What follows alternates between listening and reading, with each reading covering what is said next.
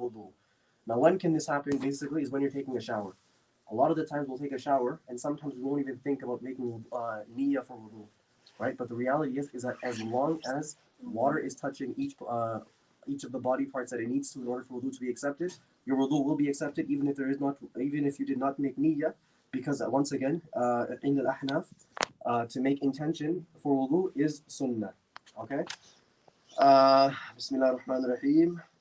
Before dua, before commencing wudu, Bismillah ar-Rahman ar-Rahim. Again, we discussed last time as well, that according to Imam Hanifa rahimullah, to say Bismillah before wudu, it is only sunnah.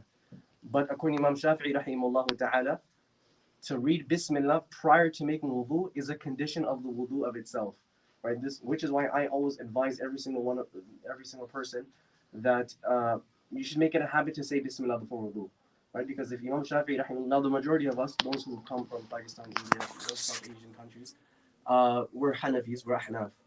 But Imam Shafi'i rahimahullah, he's such a great giant, such a huge alim, and he's saying that it is a condition of wudu, so we should also likewise make it a habit to read Bismillah before wudu. Let's go. So this is the procedure of wudu. Use tahir, clean water first. Water first. Wash both the hands up to the wrist 3 times. So we know this, right? When you start wudu, you wash your hands up to the wrist 3 times. And I want the kids to especially listen to this, okay?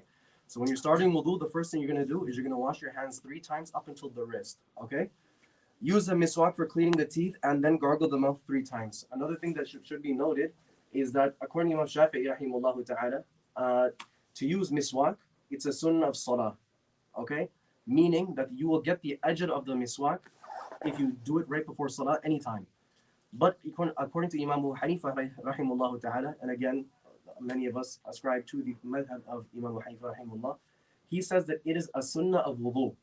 Meaning that one should make it a habit that when they're making miswak, not to do it before salah, rather to do it prior to commencing with the wudu, or during the wudu rather. So use a miswak for cleaning the teeth and then gargle the mouth 3 times. It is sunnah to make miswak during wudu. This is according to Imam Hanifa rahimahullah. By using miswak, the reward of the salah increases by 70 times. Thereafter, take water up to the nostrils 3 times with the right hand and clean the nose with the left hand. And I want the kids to listen very carefully, okay? So basically, you're going to start off, you're going to wash your hands. Okay, you're going to wash them 3 times. Then you're going to wash your mouth 3 times, and you're going to gargle. And if you have a miswak, you guys know what miswak is, right? It's like that stick. You know, ever seen that stick that kind of looks like a toothbrush? The people use it like a toothbrush? That's a miswak, okay? So you want to use that while you're making wudu, okay? Then the next thing you want to do is you want to clean your nose. And the best way to clean your nose, it's not mandatory or anything like that, it's mustahab. But the preferred way of washing your nose when you're making wudu is you want to put the water in with your right hand like this. Okay, so you grab water from the top, okay? With your right hand you take in, with your left hand you take out. And the reason ulama have written that is because sometimes there's things that get stuck in your nose. So you want to keep your right hand as pure and as clean as possible. Thus, put the water into your nose with your right hand and take it out with your left hand. Okay? 3 times. Bismillah, where are we? Then wash your face 3 times. Wash from the hairy part of the forehead to below the chin and from one earlobe to the other. So basically wash your entire face. Okay, wash this 3 times and make sure you get every single thing. For us men who have beards on the face, obviously you have to make out of the beard, and there's different rulings based on the length of the beard, and we'll get into that a little bit later, inshallah. But yeah, so 3 times you want to wash your face. So first you're going to start off, you're going to make niyyah. Now, wallahi, I'm intending to, you don't have to say it out loud, but just intend that you're making wudu, okay?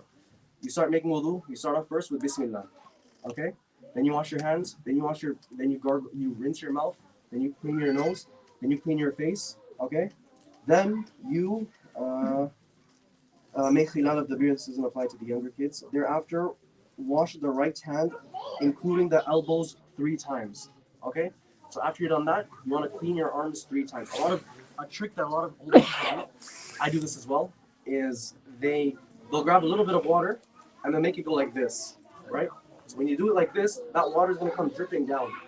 And when the water comes dripping down all the way here, you can basically almost ensure that your entire that the water will touch the entire part, the entire whole of your arm.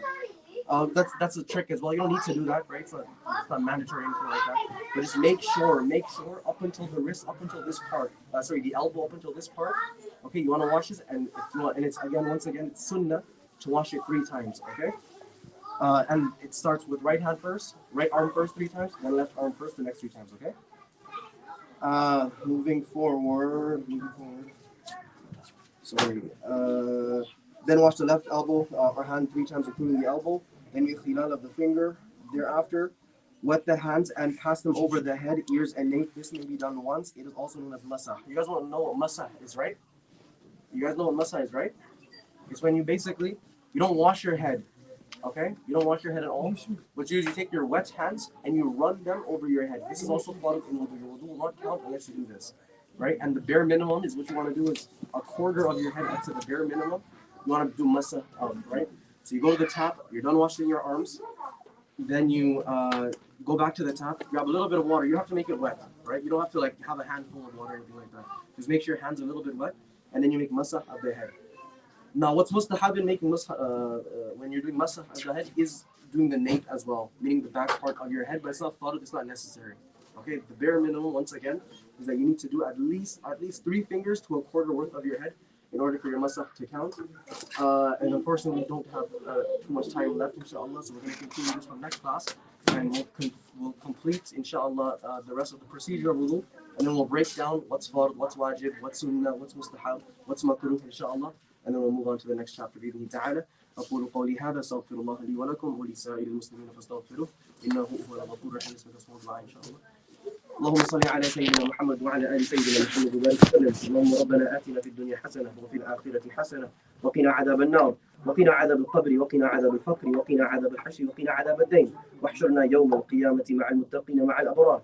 اللهم ربنا لا تزغ قلوبنا بعد إذ هديتنا وهب لنا من لدنك رحمة إنك أنت الوهاب.